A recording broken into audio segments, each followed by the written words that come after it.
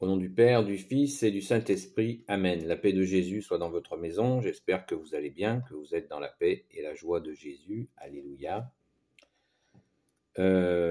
Aujourd'hui, je vous propose il y a la lecture de la Sainte Messe d'hier qui a attiré mon attention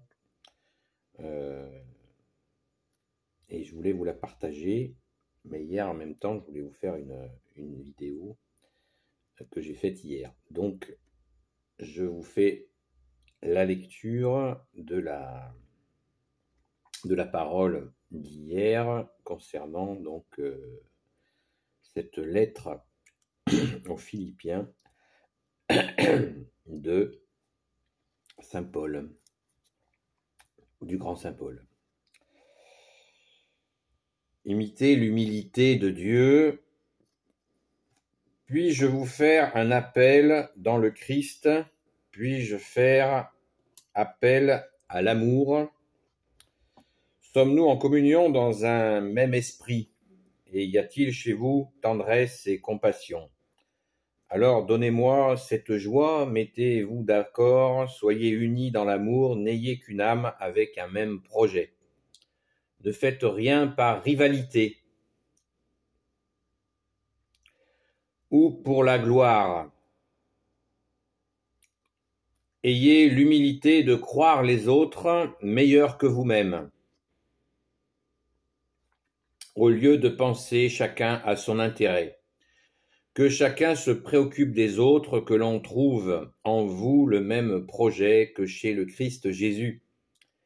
Lui qui jouissait de la nature de Dieu, il ne s'est pas attaché à cette égalité avec Dieu, mais il s'est dépouillé jusqu'à prendre la condition de serviteur devenu semblable aux humains. Et quand il s'est trouvé comme l'un d'eux, il s'est mis au plus bas. Il s'est fait obéissant jusqu'à la mort, et la mort en croix. C'est pourquoi Dieu l'a élevé et lui a donné le nom qui passe tout autre nom, afin qu'au nom de Jésus, tout genou fléchisse, au ciel, sur la terre et en bas chez les morts, et que toute langue proclame « Jésus-Christ est Seigneur » pour la gloire de Dieu le Père. Donc, mes bien-aimés, puisque toujours vous m'écoutez, continuez de mener à bien l'œuvre de votre salut avec crainte et tremblement. Ne le faites pas seulement quand je suis là, mais plus encore quand je suis au loin. Pensez que Dieu lui-même agit en vous pour que vous désiriez et ensuite pour que vous agissiez en cherchant à lui plaire.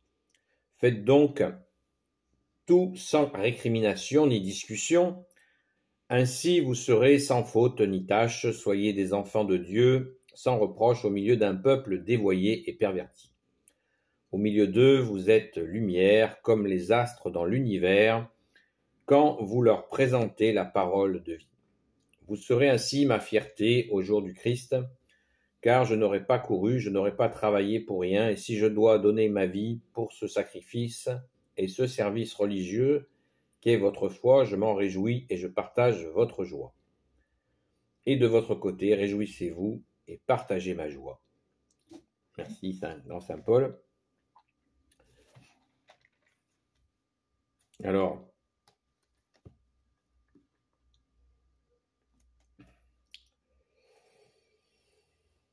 je reviens sur le verset numéro 3. Donc, ça, c'est Lettre aux Philippiens, chapitre 1. Non, deuxième lettre aux Philippiens, chapitre 2, versets 2, 1 à 18.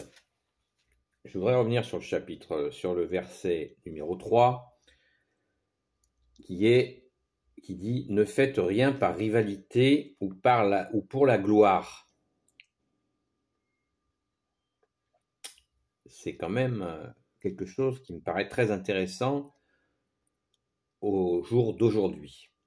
Bon, la rivalité, si Saint Paul en parle il y a presque 2000 ans, c'est qu'elle devait bien exister, et elle est hélas dans les déviances humaines.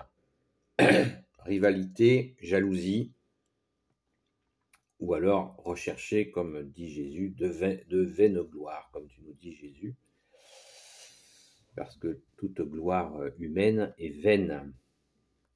Et Jésus nous dit bien que en le servant, nous ferons de grandes choses. Donc, ça ne sert à rien de chercher de vaine gloire humaine, des gens qui vous adulent, ça ne mène nulle part.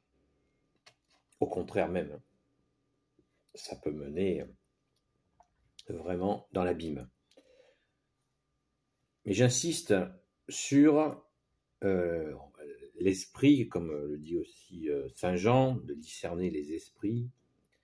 Bien, l'esprit de rivalité, il faut faire très attention. On parle de jalousie, souvent pour des histoires affectives, mais la rivalité, c'est un poison qui peut nous menacer les uns les autres. Voilà, de vouloir... on sait qu'entre femmes, ça se fait, mais ça se fait aussi entre hommes. Voilà. Et cet esprit de rivalité n'est vraiment pas bon. Et je suis content que Saint Paul en parle, que le grand Saint Paul en parle. Car il mène à des écueils, vraiment à des écueils. Et si on se laisse aller, c'est subtil, hein, c'est pas forcément la grosse. On connaît la rivalité dans les histoires de séduction à propos de femmes, mais là il s'agit, Saint Paul nous parle bien donc de rivalité en général, mais comme il s'adresse à des communautés chrétiennes naissantes qu'il a formées, eh bien c'est très important dans les relations dans la foi de faire attention à cela. Et quand l'ennemi des âmes vient nous titiller à nous dire « oh là là, lui il fait ça, moi je pourrais faire mieux, moi je fais mieux, etc. » Et là, on peut commencer à vriller. Voilà. L'autre aspect sur lequel je souhaite, c'est qu'on ne le dit jamais assez. Toujours lettre aux Philippiens, chapitre 2, et là, verset 9, verset 8, Jésus, il dit, à propos de Jésus, il s'est mis au plus bas, il s'est fait obéissant jusqu'à la mort, et la mort en croix, que nous fêtions hier, la Sainte Croix. C'est pourquoi Dieu l'a élevé, verset 9, et lui a donné le nom qui passe tout autre nom. Ça, il nous faut vraiment avoir pleine conscience que c'est la puissance de cette déclaration du grand Saint Paul. C'est pourquoi Dieu l'a élevé et lui a donné le nom qui passe tout autre nom, afin qu'au nom de Jésus, tout genou fléchisse, au ciel, sur terre et en bas chez les morts. On dit dans le nom de Jésus, tout genou fléchit dans les cieux, sur la terre et aux enfers. Et que toute langue, ça c'est verset 11, et que toute langue proclame Jésus-Christ est Seigneur pour la gloire de Dieu le Père. Cette notion de genou qui fléchit, elle est très importante. Très très importante. La symbolique du genou qui fléchit, c'est vraiment, non pas comme certains esprits négatifs pourraient le dire, le communiquer, que voilà, Dieu, ton bon Dieu, il veut que tu sois à genoux, etc. Mais pas du tout, c'est une incompréhension, c'est même une attaque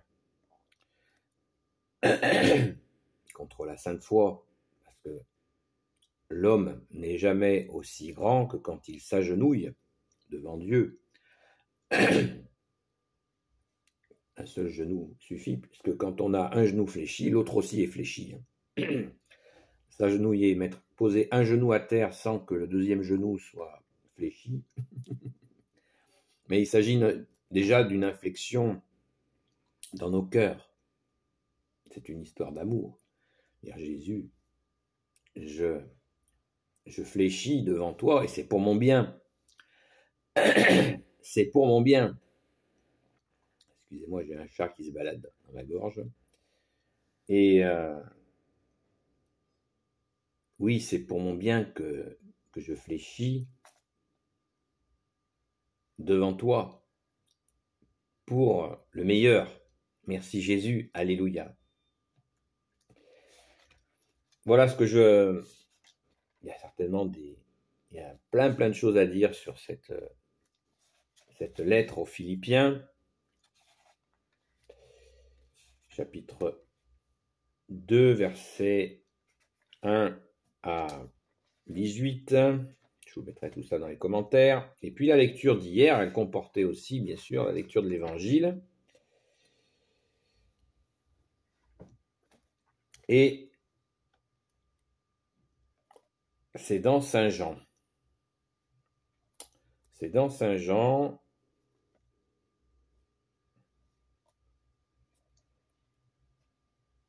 Alors, les trois croix.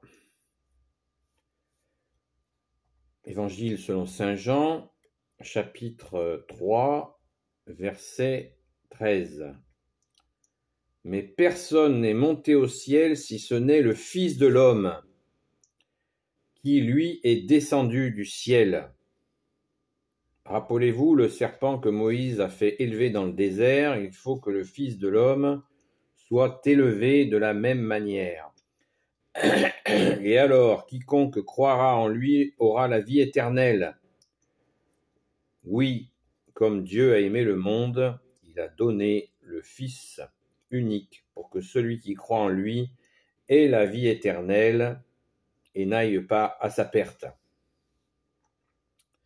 Dieu a envoyé le Fils dans le monde, non pas pour juger le monde, mais pour que le monde soit sauvé grâce à lui.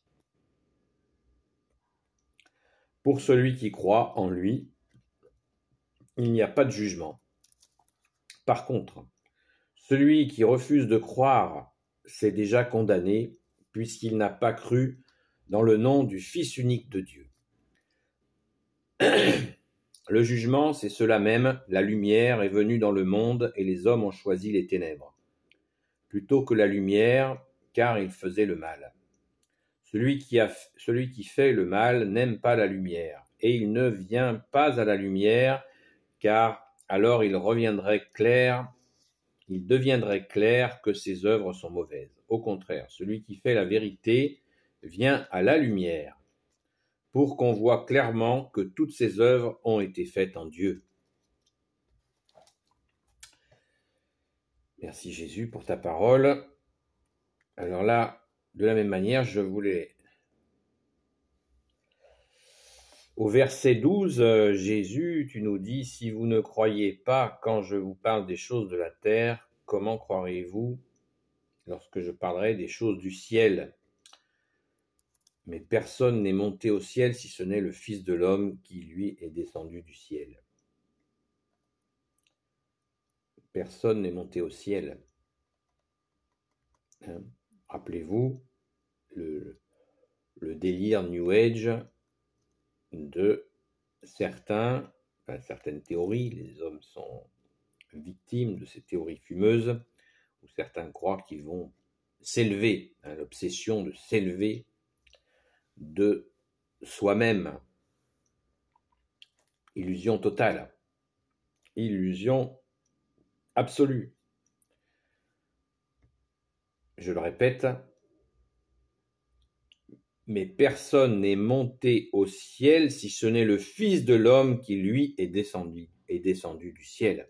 Croyons en toi Jésus qui est Dieu, qui est descendu du ciel, et nous croyons que tu es aussi remonté au ciel pour t'asseoir à la droite du Père. Et en même temps, tu es resté bien présent auprès de nous, merci Jésus, dans les églises, au tabernacle, dans les hosties, à l'Eucharistie, merci Jésus, et tu es dans nos cœurs. Merci Jésus, alléluia. Donc, cette notion-là que Jésus nous dit, personne n'est monté au ciel.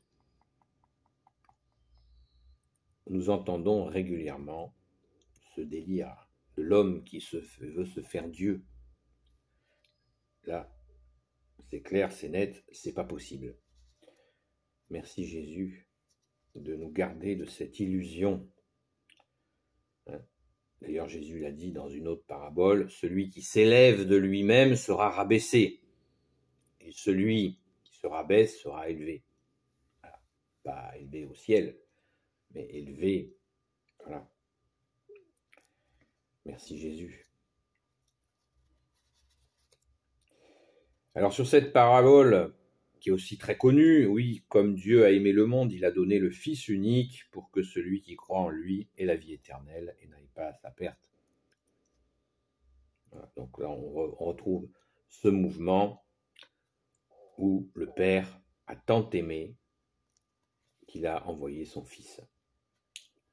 C'est un acte d'amour d'avoir envoyé son Fils. Il faut toujours se le rappeler. Et Dieu, verset 17, Dieu a envoyé le Fils dans le monde, non pas pour juger le monde, mais pour que le monde soit sauvé grâce à lui. Alors, pour sauver le monde, Jésus veut dire Dieu sauve, vous le savez. Deuxième nom de Jésus, l'Emmanuel, qui veut dire Dieu avec nous. Non seulement Jésus, tu nous sauves, mais tu restes avec nous. Alléluia. Magnifique. Merci Jésus. Donc, nous sommes dans cette compréhension que c'est un don d'amour, que le don d'amour suprême du Père, c'est d'avoir envoyé son Fils. Et non pas pour juger le monde. Alors là, il peut y avoir une confusion. Juger le monde, Jésus, car dans une autre parole, il est dit que le Père a donné tout le jugement à son Fils. Donc le Fils ne juge pas le monde, mais sa priorité, c'est de le sauver. Ça doit nous faire cogiter. Enfin, ça doit, si on veut. Ça doit nous faire cogiter que Jésus est venu sauver le monde. C'est sa priorité. Ce qui ne veut pas dire qu'il... Justement, il sait parfaitement, et on sait aussi que Jésus seul sonde les cœurs et les reins. La parole ne dit pas Jésus juge les cœurs et les reins, elle dit Jésus seul sonde les cœurs et les reins. Voilà. Jésus sait parfaitement l'état du monde, il sait qu'il est aux mains des ténèbres, mais il est venu pour le sauver. Mais pour que le monde soit sauvé grâce à lui, dit exactement la parole. Alléluia! Donc, ne l'oublions pas. Merci Jésus pour ta parole. Donc,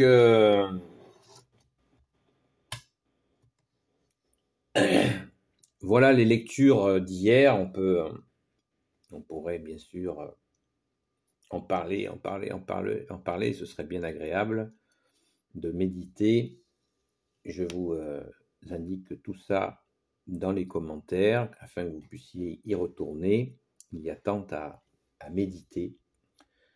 À méditer, je retiendrai pour ma part ce que je vous ai dit et en n'oubliant pas de garder à l'esprit que Jésus est le Sauveur et qu'il est venu sauver le monde.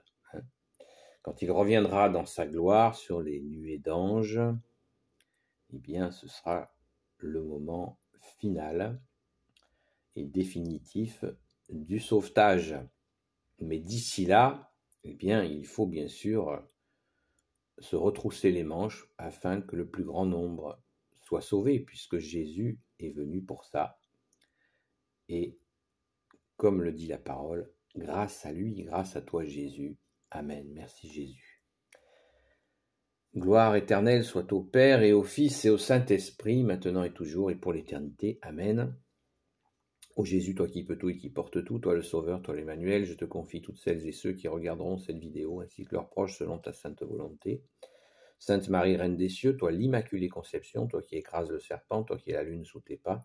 Saint Joseph, toi le juste et le saint, toi le sage, toi la terreur des démons, toi le saint gardien de la Sainte Église catholique apostolique.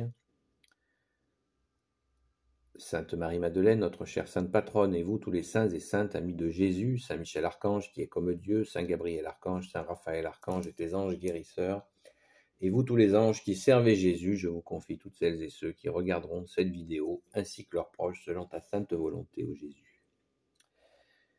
Eh bien, pouce en l'air et commentaires, s'il vous plaît, la paix de Jésus soit dans votre maison, et je vous dis à très vite. J'ai vu qu'il y avait un ou une nouvelle abonnée, bienvenue. À très vite.